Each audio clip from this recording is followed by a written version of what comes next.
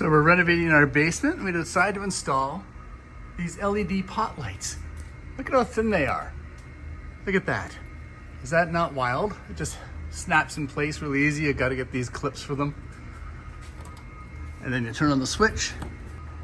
Now these will be attached to a dimmer eventually. Just haven't set it up yet. Super easy to install. So the way it works is that the power comes in here. This converts it.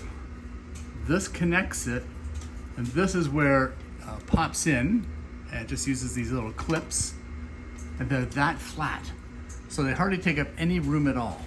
Like, look at all, that's my finger. My finger is wider than this light.